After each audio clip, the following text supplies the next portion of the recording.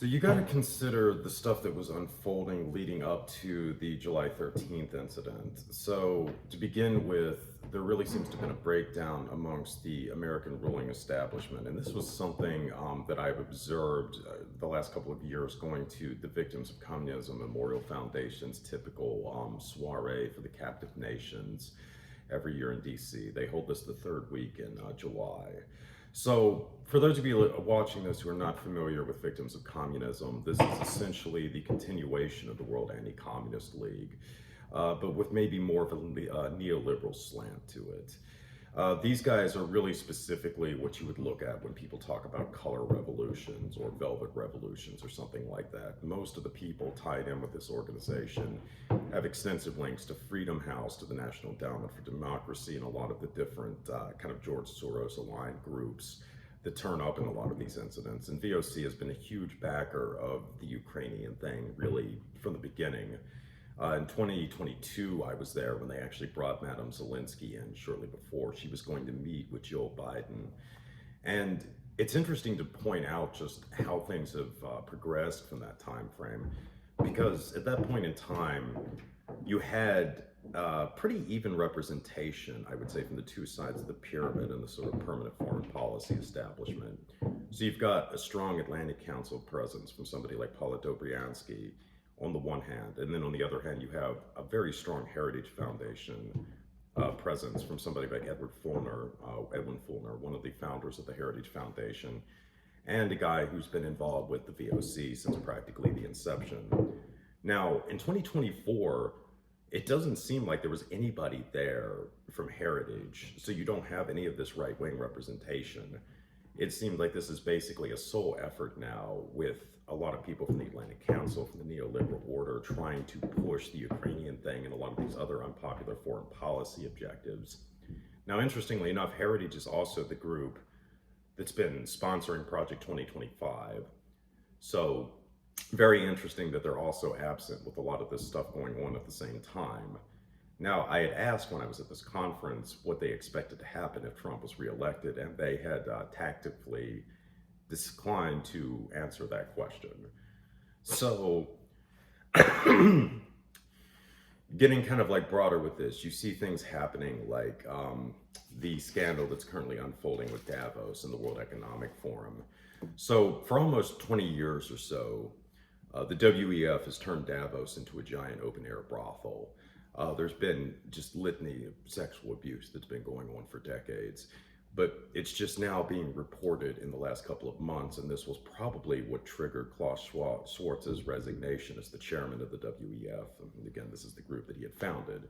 Simultaneously, you also have the sudden investigation of P. Diddy and his treasure trove of videotapes. And again, most likely a lot of the people P. Diddy has videotapes of are probably going to be affiliated with the Democratic Party, with, more broadly speaking, internationally, elements of the neoliberal establishment. So there's a lot of blackmail material that's being circulated right now. Then you have things happening like Elon Musk going in and taking over Twitter in the last, I think, year and a half or something like that, and bringing back a lot of these kind of QAnon-aligned accounts, which would later become very significant after the July 13th incident. So getting into the incident itself, there's a lot of mystery about this. So the first question that nobody really seems to be asking is why the hell Trump got on the stage in the first place. When Trump was elected after 2016, he actually didn't use the Secret Service as his security detail for almost the first 6 or 8 months of his presidency. He had his own security people guarding him. And there was a lot of speculation at the time that this was because he didn't trust the Secret Service. So there were reports going into the incident that the security was inadequate, that all this other stuff was unfolding, and yet he decided to get on the stage anyway. And almost immediately afterwards, he thanked the Secret Service for the job that he did. In fact, Donald Trump is probably close to the only human being in the country who's actually said that the Secret Service performed adequately at the incident. So that's very curious. Another question is, why would they, if this was an inside job, try to assassinate Trump with a sniper This is essentially an antiquated form of assassinations. It's something that we would have done in the 50s, 60s, 70s. Now, if the Joint Special Operations Command wants to kill somebody, a high-profile target, they drone them. Crooks had a drone flying around the site leading up to the incident. He was supposedly trying to put improvised explosives together. The police have reportedly searched his car for that. So Crooks, he's apparently a very smart kid. Why didn't you just rig an IED, strap that to the drone, and fly that right into Trump? The Secret Service would have never seen that coming. Nobody's ever tried that before, so you would have had a ready-made excuse instead of the absolute shit show that we saw with the security. And that brings up the next thing with the security itself. It was comically inept. One of the things that my friend J.J. Vance had pointed out to me, who had been involved with the Air Force military police for many years, is that there does not seem to have been a formal command and control for the security of the Trump rally, which makes no sense. You've got multiple agencies working together. You would always have a command post for this so that there's a unifying command structure so that different agencies are on the same page. There was none of that. So not having a command structure, if that was the case, is essentially setting yourself up for failure to begin with. Then you have the alleged assassin, Thomas Matthew Crooks, where he seems to have been essentially going around the area where ultimately he took the shots for almost an hour or so beforehand. He drew a lot of attention to himself. There's a litany of video evidence out there. And conversely, a lot of the alternative theories that are being put out there as well are frankly ludicrous in terms of where the shots could have come from. In terms of what I saw when I was at Butler, looking at the site, the water tower makes absolutely no sense in terms of how a shooter could have been up there and be unobserved. The thing is sky blue as it looks in the picture. Anybody on this thing would have stood out like a sore thumb. It's within roughly 100 or so yards of a suburban neighborhood, and it's clearly visible from Meridian Street. When you think about how many people saw Crooks and then try to sit here and think that nobody would have seen a sniper or something get up there, it's absurd. The tree line, when you're actually on the ground there, the covering is not that thick. Again, I just find it to be absolutely improbable that not one person would have noticed somebody lurking around there with a rifle. So this is something where it just seems like there's a lot of red herrings being pointed towards where a second shooter could have been by the alternative media, and a lot of other issues that are just frankly meaningless, such as the ladder. Who cares how Crooks got on the freaking thing? He was up there, he was shot on it. So that's all we really need to know, frankly. So we're still getting bogged down with a lot of debate with that. Some of the interesting things that have come up was the presence of Maxwell Urich at the incident. So for those of you unfamiliar, Urich is, I believe, approximately 36 years old. He was arrested around 2016 for being involved in an Antifa protest. And there is some thinking that he might have been turned by the FBI during this incident. He's had a few other clashes since then, and nothing has happened to him legally, so that's always suspect. So Urich, frankly, looks more like the guy that was shot on the roof than Crooks does. And there's a lot of interesting stuff about this, namely the fact that nobody has apparently heard from Urich since July 13th. Now, in fairness, because there are a lot of conspiracy theories circulating about Urich, he might have wanted to go underground so he's not being hassled by a bunch of QAnon nutters. That's a fair point to point out with Urich, but again, you would also think that maybe somebody with his family would at least come out and say that yes, he's alive to stop some of this speculation. Regardless, there's just a lot of mysteries with all of this, especially given the uncanny appearance, the uncanny similarities between the appearance of the person that was shot on top of the roof and the way Urich looks in some of the older pictures that we have of him. In terms of Crooks, we have the problem that we only really have images of him from when he was in high school. There's no pictures of him in the last year or so, none from when he was working at this nursing home setup or anything of that nature. So it's difficult to even compare the shooter that was found on the roof in terms of what Crooks looks like now, which is, again, very suspect to begin with. On top of that, you have the bizarre thing with his high school essentially issuing a retraction against a lot of the allegations that were made about Crooks being a loner, about his classmates suspecting him of being a potential school shooter. The school felt the need to come out and say that Crooks had performed very well academically. He was not bullied. He generally got along well with his classmates. He had never been suspected in any kind of nefarious activities or anything. He was never involved in a rifle club or whatever that supposedly he failed to try out for and broke his spirits or whatever. I mean, there's no evidence that any of this stuff happened. Can I interrupt you there? Sure. Yeah. So get into the bigger picture for, I think, for what the viewers will be asking is if this was an inside job, something orchestrated by the government, what would have been the cover story given everything that you laid out? Well, that's if where the assassination were to have been a success. Well, that's where it gets interesting. It seems like Urich would have most likely have been the patsy, because Urich has all of the things that you're looking for, the connections to the Antifa and all this other kind of stuff. Because it seems like clearly, after 7 or 8 years of the narrative of MAGA people being loose cannons or essentially a danger to national security, you're starting to see the reverse of this with people in far left causes. And I mean, I think it had already started previously with Audrey Hale, the Nashville shooter from I think about a year or two ago. I mean, there's this huge controversy in Nashville about her manifesto being suppressed and so forth. So Urich seems to have been the guy that they were set up for this.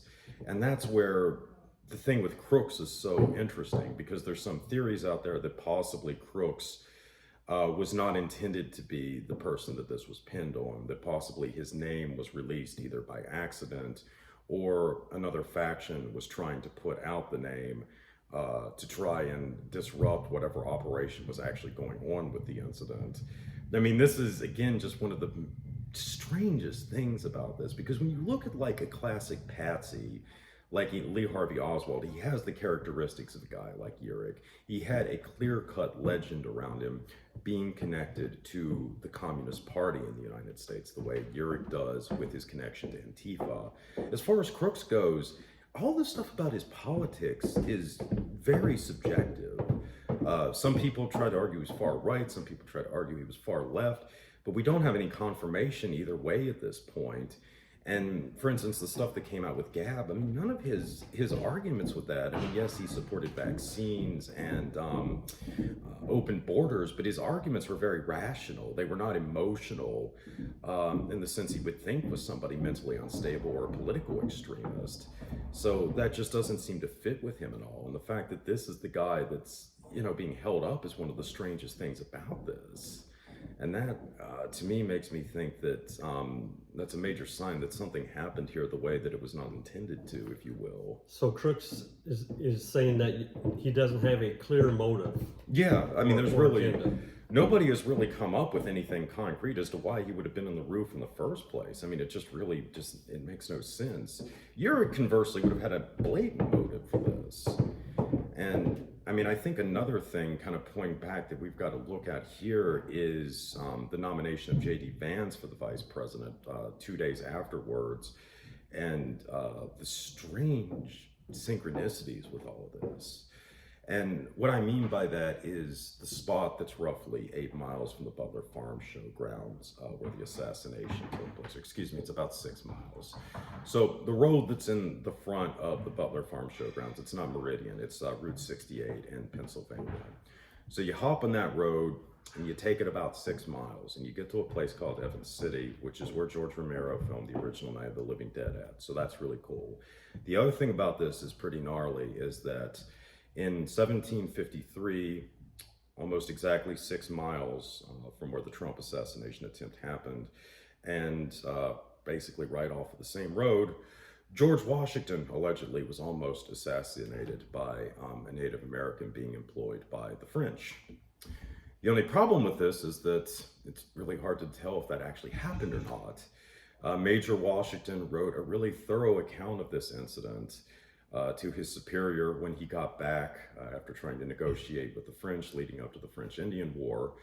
And he makes no reference whatsoever of this attempted assassination.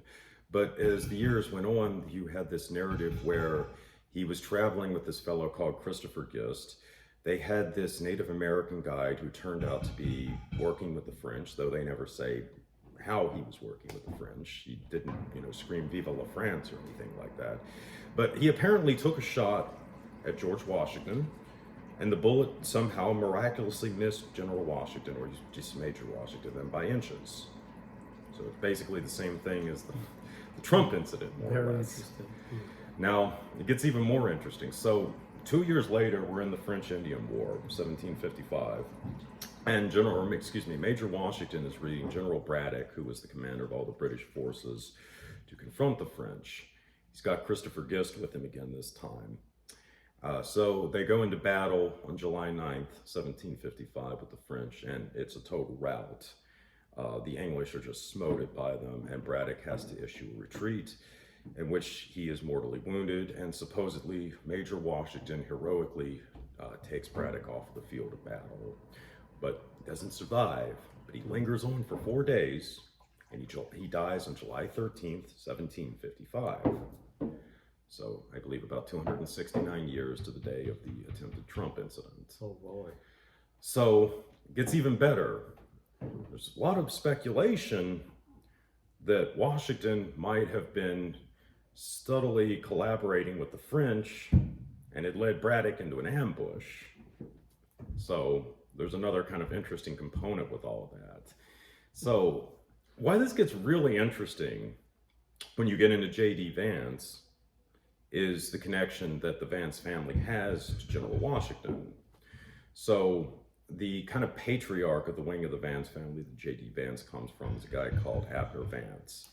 He's a really interesting guy. In some traditions, Abner was a spy for General Washington during the Revolutionary War, and in some other accounts from the family, Abner Vance was George Washington's illegitimate son. So think about that. If that's correct, J.D. Vance, coming vice president, is a distant relative of George Washington. And this assassination is unfolding right north of Pittsburgh, and this has always been a major stronghold of the Vance family. So it kind of goes back to Logan, West Virginia, which is where Abner Vance ended up, and he was eventually home there too.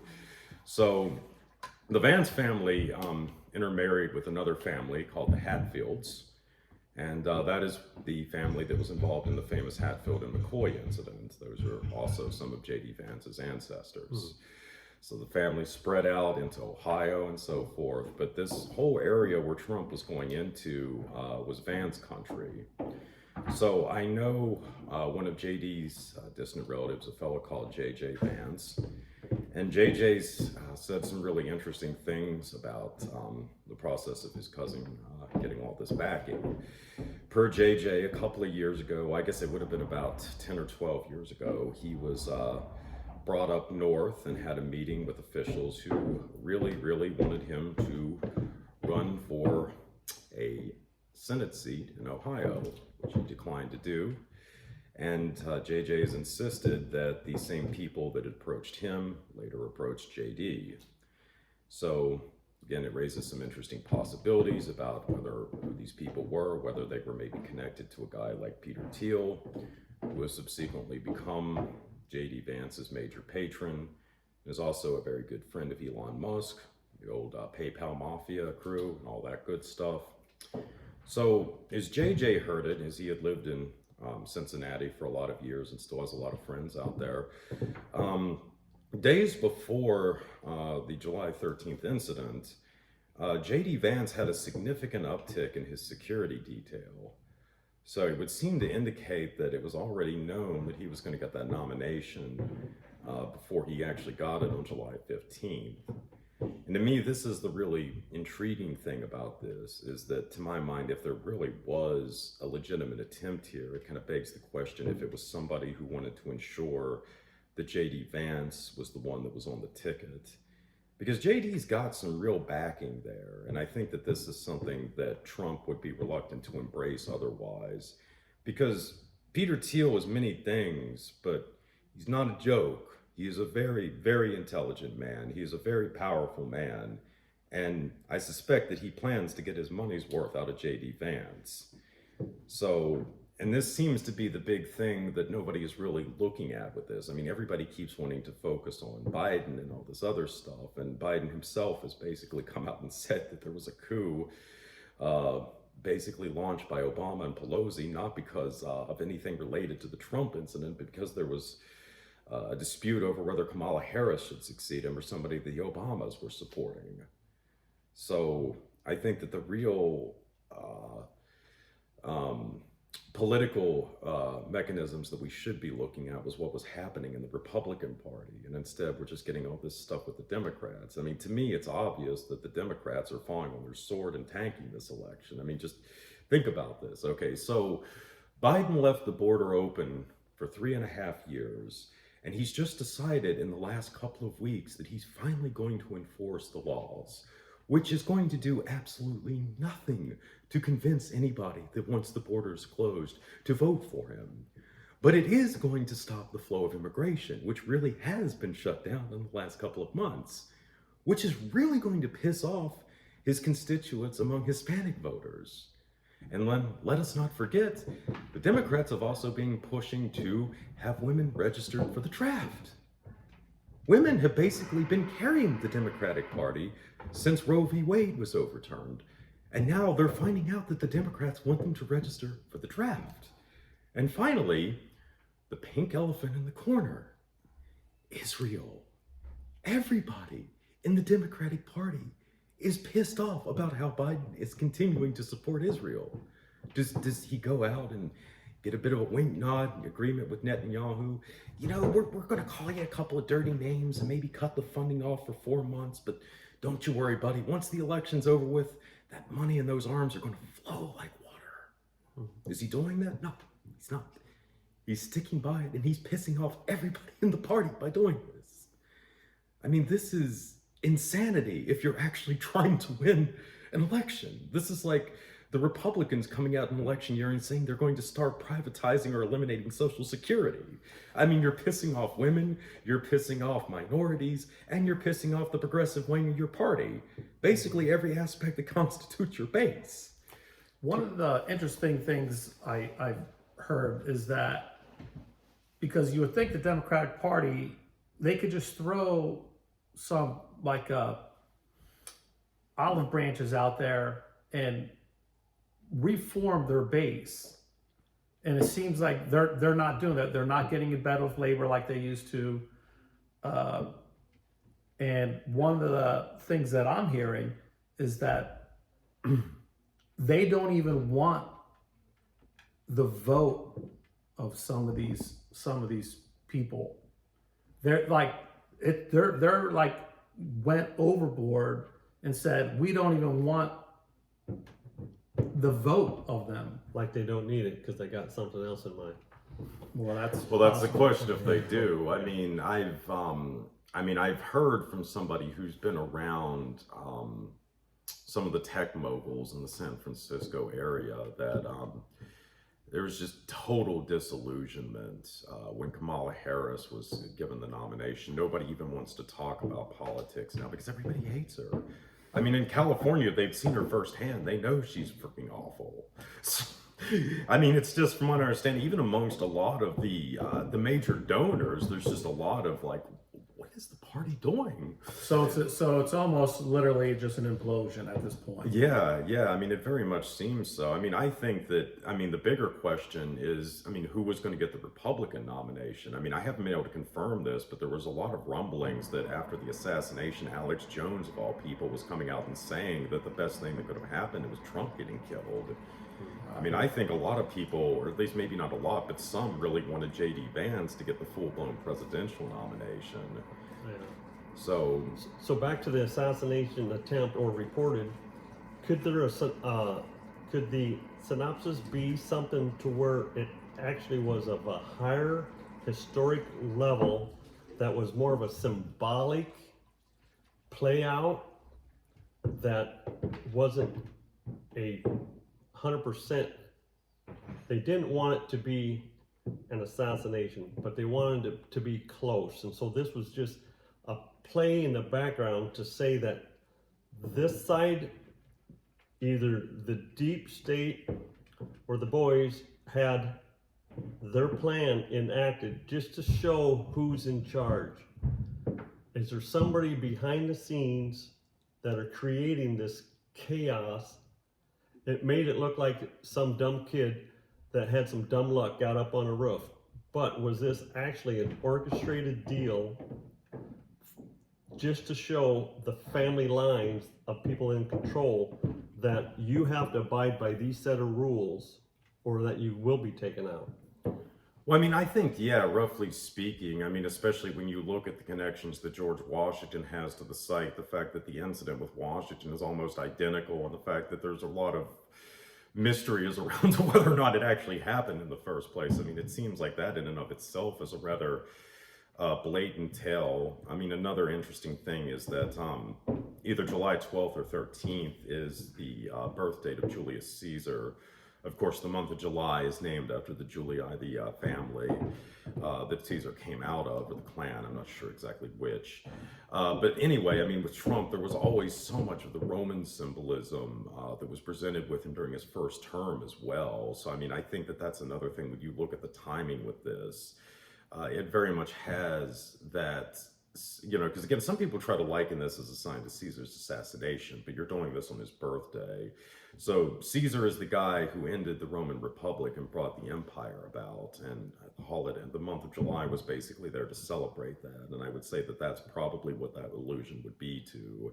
So yeah, I mean, you're seeing these subtle hints and what I think some people would maybe refer to as twilight language in the incident that's pointing towards this really, I think, sort of hyper-militaristic culture and this desire for almost this sort of military savior, because you could really apply both to Julius Caesar and George Washington as well. And, you know, I mean, that's a scary thing when you look at the direction that we've been going in. A lot of the speculation about what's going to happen leading up to and after the election and so forth. I suppose one final thing too that you have to sort of point out with this is this insane parallels recent events have had to the Amazon Prime show The Boys. And for those of you who have not seen this before, it takes place in a universe where superheroes are real, but they're not exactly heroes per se, but they have superpowers. So the CIA has created a special team to take out rogue superheroes, and they're called The Boys. And at the other end of the spectrum, you have this character called Homelander, who's the most powerful super on the planet and is essentially a kind of stand-in for Donald Trump and the MAGA movement in the TV series. The fourth season is pretty much plotline-wise full-blown CIA versus MAGA. And it climaxes with an assassination attempt on the president-elect that fails. But that doesn't matter. They're able to go through and declare martial law and remove the sitting president by invoking the 25th Amendment of all things, which apparently Obama threatened to do to Biden to get him out of office. So anyway, it ends up with Homelander essentially poised to become a dictator at the end of the show. So again, this is just another bizarre thing that surrounds this whole incident, and it gives it, I just think, this whole theatrical air that's impossible to ignore. What do we want to leave it there? What else you have to? I think the next few months are going to be pretty exciting. I think it's a great time to be alive in history. It's an interesting time to be alive. We're privy to a lot of things that people have never seen. So it's I'm ready for the ride. Well, thank you, Steven Snider. Oh, thank you, sir. Recluse. Leighton. Good guys winning. Take care.